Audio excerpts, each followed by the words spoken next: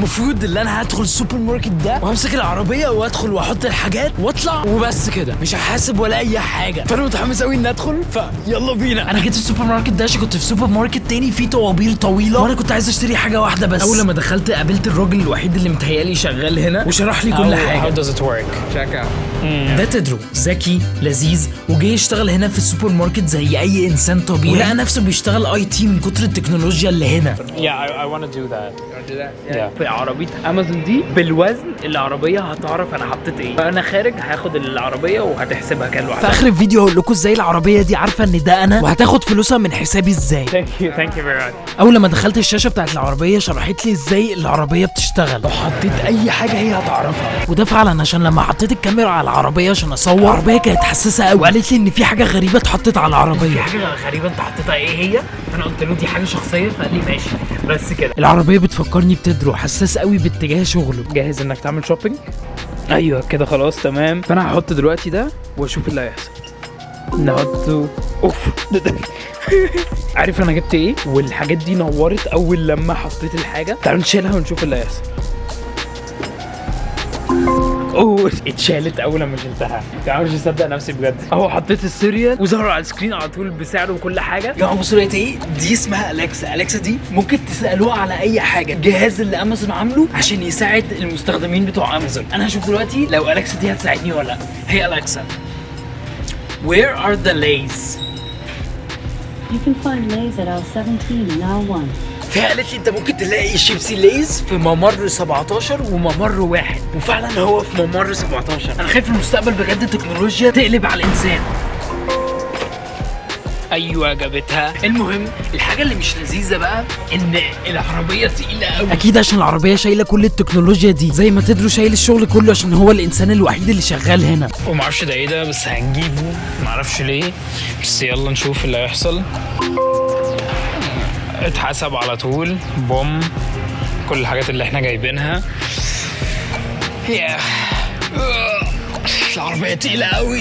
وانا يا جماعه بتمشى وبشوف كل حاجه. هم كمان عندهم في السوبر ماركت في امازون فريش عندهم مطعم هنا بيعملوا كل حاجه. فاحنا بعد لما نعمل شوبينج عادي هنرجع وندوق اكلهم ونشوف ايه راينا على اكلهم، لو حلو لو وحش.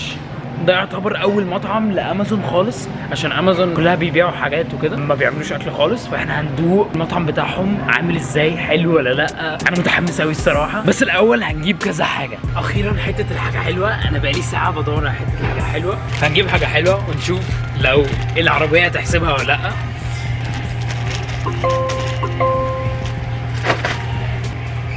ايوه حسبتها. مش مصدق بجد. وبيقول لك التوتال هنا، انت عارف كل حاجه وعارف انت جايب ايه لحد دلوقتي، مش لازم تحسب كل حاجه لوحدها وكده. جايب لك في الشاشه التوتال الحاجات اللي انت جايبها كلها وايه الحاجات اللي انت شلتها وما اعرفش ايه. لا جامد جامد جامد قوي. لا جامد قوي. لا جامد. بعد ما جبت كذا حاجه رحت اجرب مطبخ امازون.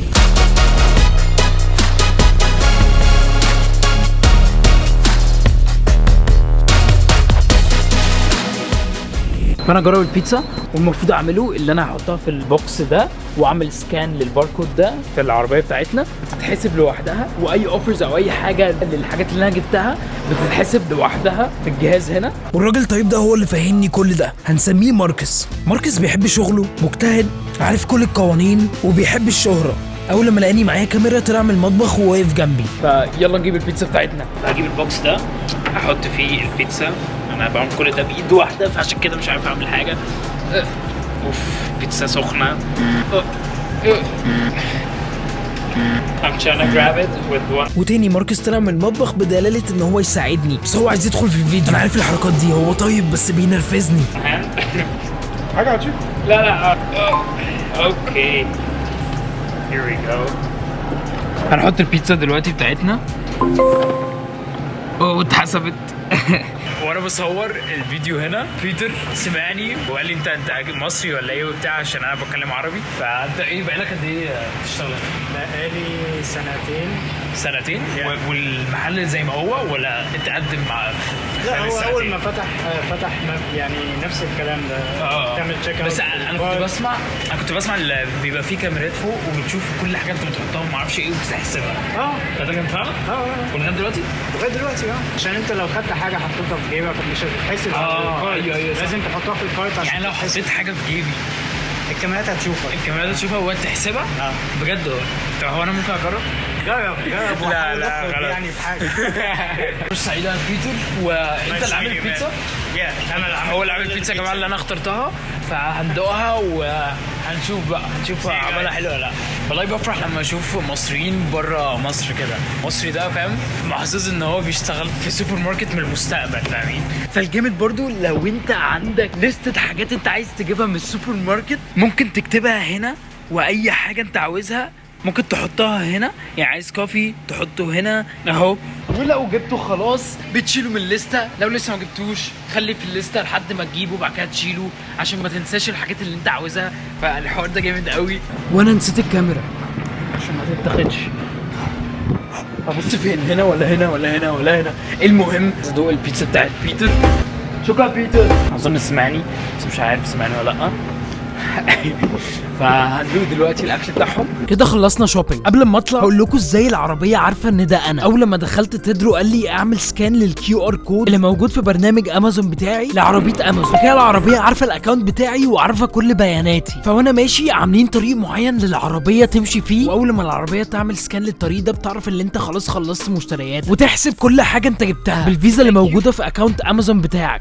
فانا جبت حاجتي كلها من العربيه، وامازون عندها زي مكان ممكن تقعد فيه عشان هما بيبيعوا اكل، فانت ممكن تقعد هنا وتاكل براحتك. فده اللي انا هعمله، هدوق البيتزا واشرب معاها كوكاكولا واقول رايي في الاكل بتاعهم واكل بيتر اخونا. المهم التجربه كانت لذيذه قوي يا جماعه.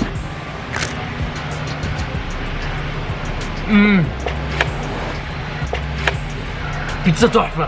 هبروح اقول لبيتر تسلم ايديك. تجربه السوبر ماركت حلوه جدا. هقول لكم هديها كام من 10 بس في اخر الفيديو عشان لسه هيتبعت لي الريسيت، فهشوف بالظبط لو فعلا الحاجات اللي جات لي على الريسيت هي الحاجات دي ولا في حاجه العربيه ما حسبتهاش. انا شايف الموضوع سهل قوي، واي حاجه سهله الناس بتحبها. يعني تخيل انت بتدخل بتحط الحاجات في العربيه وتطلع بعد كده يحسب لك حسابك في الاخر، بدل ما زي ما انتوا شفتوا كنت انا في السوبر ماركت تاني في ناس كتيره جدا، زحمه قوي، طوابير في كل حته. انا الصراحه بكره الطوابير، فده بالنسبه لي احسن سوبر ماركت دخلته. في الاخر هم بياخدوا فلوسهم وانت بتاخد الحاجات اللي انت عاوزها وخلاص. فبجد انا شايف ان دي احسن طريقه. السوبر ماركتات المفروض تبقى كده. كمان هيوفروا ناس، هيوفروا فلوس، هيوفروا كل الحاجات دي. صراحه بيتزا تحفه عايز اخلصها. هديها 9 من 10، 9.5 من 10 كمان عشان خاطر بيتر مصري. فهخلص وهفتح الكاميرا اول لما الريسيت يتبعت لي. عدى 4 ساعات واتبعت لي الريسيت، فهنتاكد دلوقتي لو الريسيت صح ولا لا. دي اول حاجه صح، بعد كده ده ماشي، بعد كده الجيلي ده ماشي، بعد كده ده اوكي، بعد كده الجيلي ده والاكل بتاع الاطفال معرفش انا جبته ليه اقسم بالله. كوكاكولا دي اللي شربتها مع البيتزا، والبيتزا معيش طبعا البوكس بتاعها رميته بس موجوده هنا. كل حاجه مظبوطه، كل حاجه زي ما هي بالظبط زي ما جبتها. بجد عجبتني قوي التجربه دي. لو عايزين نعمل تجارب زي كده متنسوش تعملوا لايك وسبسكرايب. اشوفكم في الفيديو اللي جاي.